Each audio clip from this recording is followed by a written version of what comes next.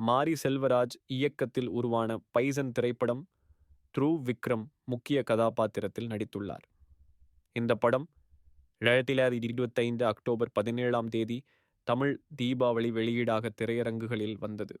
விளையாட்டு நாடகமாக உருவாகியுள்ள இந்த திரைப்படம் வெளியான முதல் நாளிலேயே விமர்சகர்களிடமும் ரசிகர்களிடமும் நல்ல வரவேற்பை பெற்றது.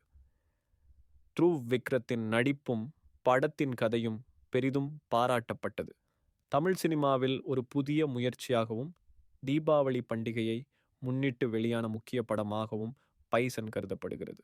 பைசன் திரைப்படத்தில் த்ருவ் விக்ரம் அளித்த நடிப்பு ரசிகர்களையும் விமர்சகர்களையும் பெரிதும் கவர்ந்தது.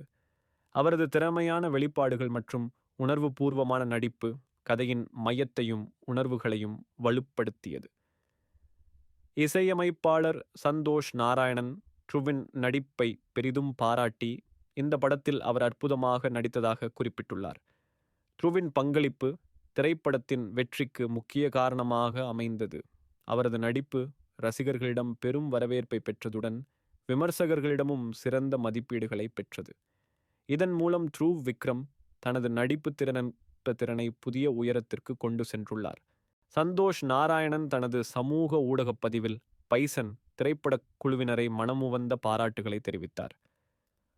ரஞ்சித் மற்றும் மாரி செல்வராஜ் ஆகியோரின் முயற்சிகள் இந்த படத்தின் வெற்றிக்கு முக்கிய காரணமாக இருந்ததாக அவர் குறிப்பிட்டார். இந்த படத்தின் மூலம் அவர்களின் கனவுகள் மற்றும் கடின உழைப்பு திரையுலகில் புதிய மாற்றங்களை ஏற்படுத்தியுள்ளன.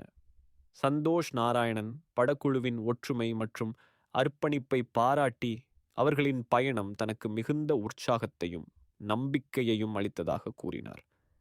இந்த பாராட்டுகள் படக்குழுவின் முயற்சிக்கு உறுதுணையாக அமைந்துள்ளன.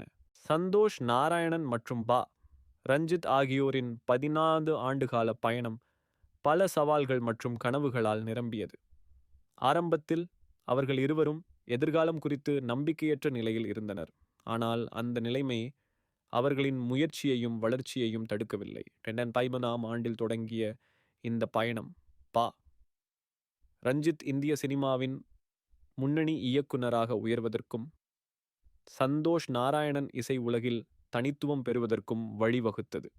இந்த நீண்ட பயணத்தின் பின் பைசன் படத்திற்காக அவர்கள் மீண்டும் இணைந்திருப்பது அவர்களின் உறவுக்கும் தொழில்முறை வளர்ச்சிக்கும் ஒரு முக்கியமான கட்டமாகும். இந்த கூட்டணி அவர்களின் கனவுகளும் தன்னலமற்ற உழைப்பும் வெற்றிக்கு வழிகாட்டியதை நினைவூட்டுகிறது. பைசன் திரைப்படத்தின் உருவாக்கத்தில் குழுவினருக்கிடையே உள்ள ஒற்றுமை மற்றும் பகிர்ந்த கனவுகள் முக்கிய பங்காற்றின. மாற்றத்தை கொண்டுவரும் சினிமாவை உருவாக்க வேண்டும் என்ற ஒரே நோக்கில் இயக்குனர் மாரி செல்வராஜ், தயாரிப்பாளர் ரஞ்சித், இசையமைப்பாளர் சந்தோஷ் நாராயணன் மற்றும் நடிகர் த்ருவ் விக்ரம் ஆகியோர் இணைந்தனர். அவர்கள் ஒருவருக்கொருவர் உணர்ச்சி பிணைப்புடன் செயல்பட்டதால் படத்தின் ஒவ்வொரு கட்டமும் அர்ப்பணிப்புடன் நிறைந்தது. இந்த படைப்பில் அனைவரும் தங்கள் திறமைகளை முழுமையாக வெளிப்படுத்த ஒருவருக்கொருவர் ஊக்கமளித்தனர். இதன் மூலம் பைசன் வெறும் ஒரு விளையாட்டு திரைப்படமாக அல்லாமல் சமூக மாற்றத்திற்கான ஒரு ஊக்கமாகவும் உருவாகியுள்ளது. நிவாஸ் கே. பிரசன்னா இசையமைப்பாளராக தனது தனித்துவமான பங்களிப்பை பைசன் திரைப்படத்தில் வெளிப்படுத்தியுள்ளார். சந்தோஷ் நாராயணன் நிவாஸ் பிரசன்னாவின் திறமையை பெரிதும் பாராட்டி அவரது இசை உலகை இன்னும் அதிகம் கவரும் என்று எதிர்பார்க்கிறார். இந்த படத்தின் மூலம் நிவாஸ் பிரசன்னாவின் இசை திறமைக்கு சரியான அங்கீகாரம் கிடைத்துள்ளது. எதிர்காலத்தில் அவர் தமிழ் திரைப்பட உலகில் முக்கியமான இடத்தை பெறுவார் என்ற நம்பிக்கை இசை ரசிகர்களிடையே உருவாகியுள்ளது. இந்த பாராட்டுகள் அவரது பயணத்திற்கு புதிய ஊக்கத்தை வழங்குகின்றன.